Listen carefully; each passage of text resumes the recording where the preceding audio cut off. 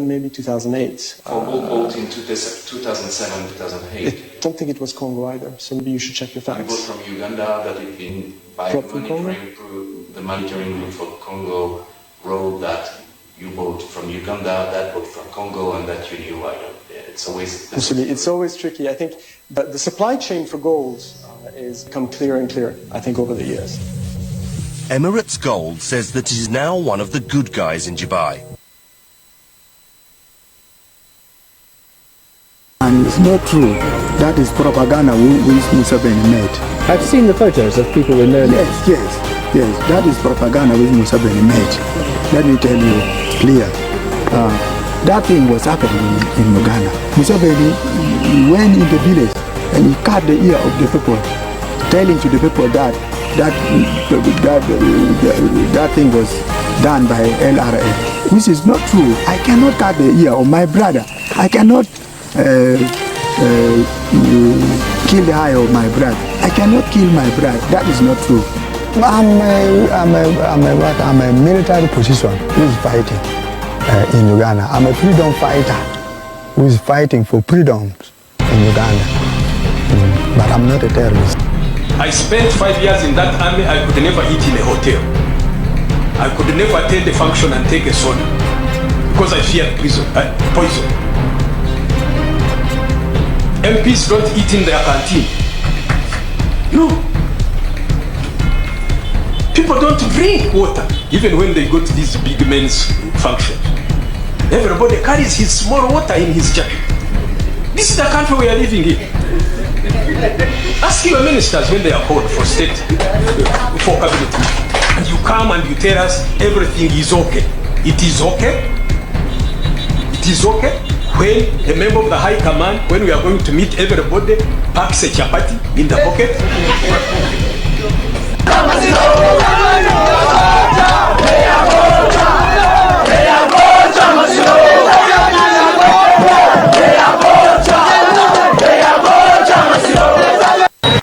If the police is very incompetent to the extent that you can promote a person whose record you know is a criminal, then you people, you deserve.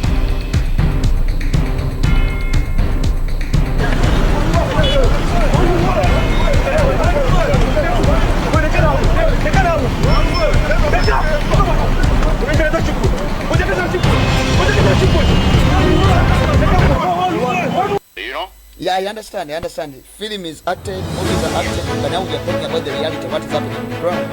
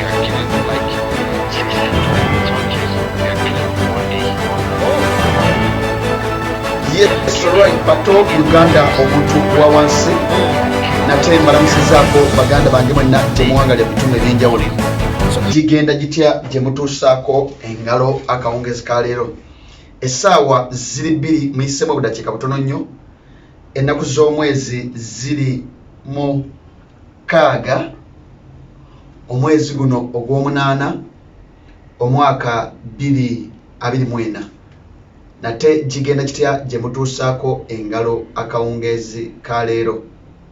Yes, 360 degrees ye program ebegguse ku lutimbe lwa screen yo, lwa TV yo, lwa computer yo oba olwa tab yo.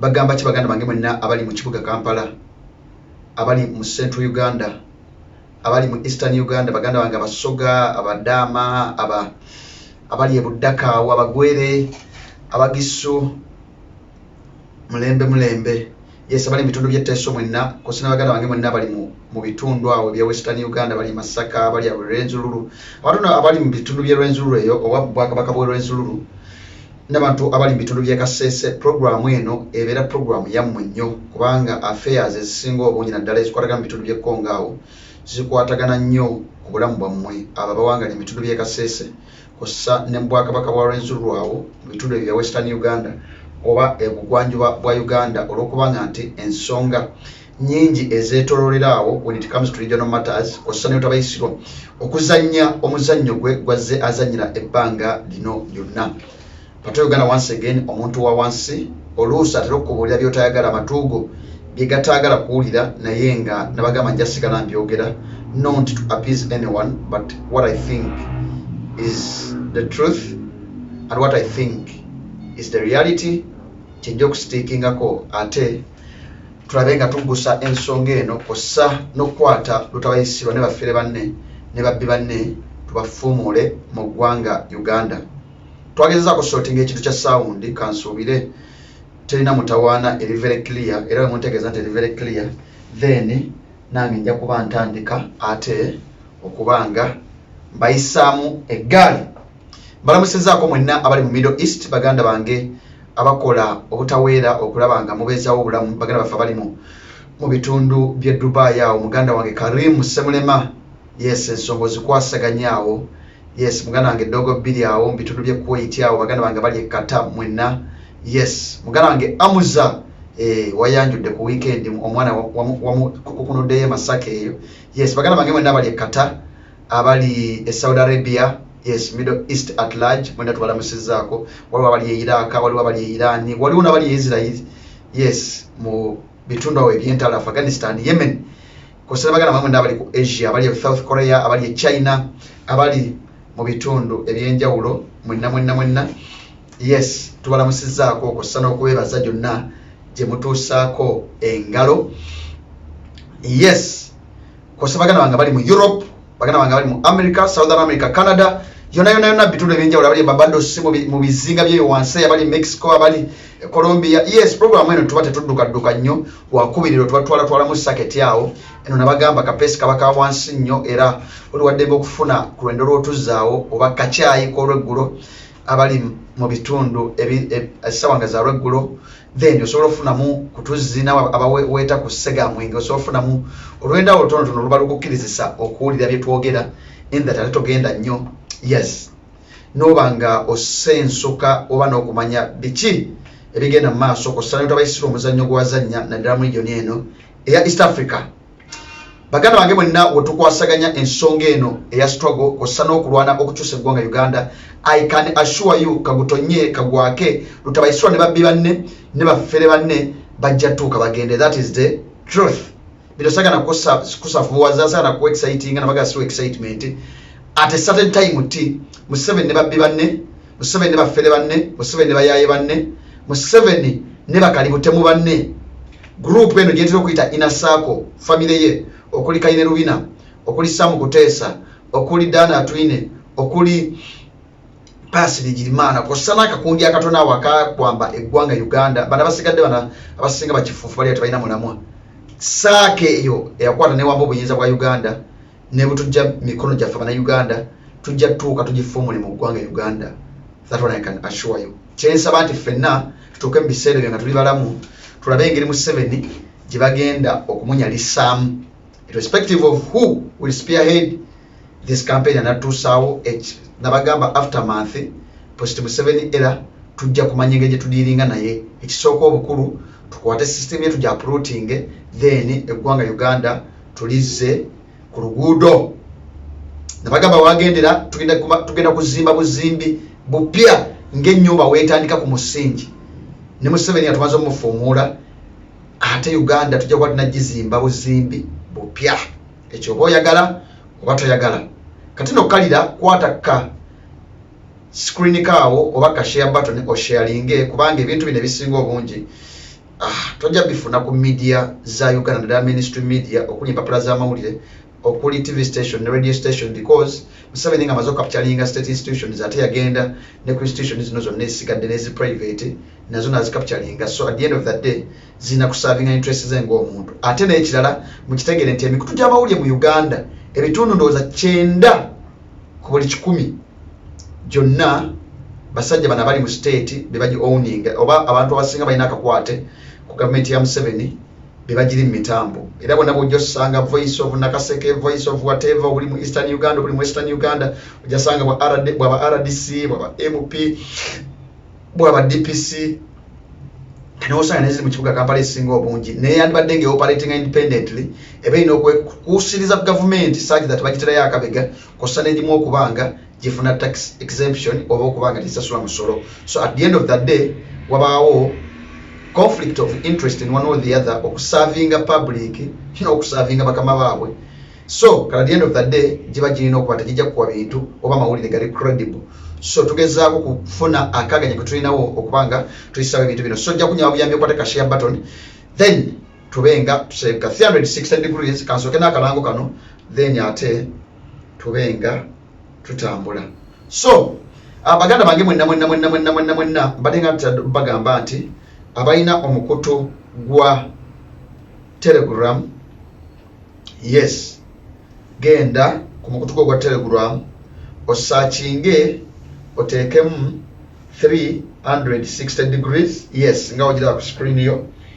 Channel yo nabagamba yeriko obutambi bonna obukwatagana ku bikolobero bya utabayisirwa bya zakola, yes, channel yo jolaba obutambi obwolaba bonna omuzannyo utabayisirwa gwazanya mu Congo, gwazanye mu Northern Uganda, gwazanye Kasese, gwazanye Somalia, Central African Republic, waziguyo wakira mu bitundu bino ebye Ethiopia ageza kuzanya omuzannyo okulaka supporting akabinja kana katigure. So kati obutambi bonna ne butasobola kuba wano obutambi bwe tubadde tuzanya ku 360 degrees for the last 2 years bonna ojagenda kutugo gwa Telegram ogenda nonye channel eno mpya nnyo then omalo subscribing then tujja kuddamu kumusala ate pato tumpeereza obutambi buno ate mpeereza obutambi bonna obwekkaanye bungi nnyo bukunukiriza mu 1000 lulamba oba mu 1000 videos of footages ezikwatagana ku bikolobero bya Yoweri Kaguta Museveni. Kati waliwo obutambi bwatasobola kuba wano olwa community guidelines ezitukwata naddala ku nsonga ya YouTube, ku nsonga ya Facebook. Yes, balina amateeka agatufuga naddala content agendayo. Kati mbamu mu Bukanga, buli mu Mirambo, muli be basanjaga, buli bakola batya nga tetusobola kuba wano.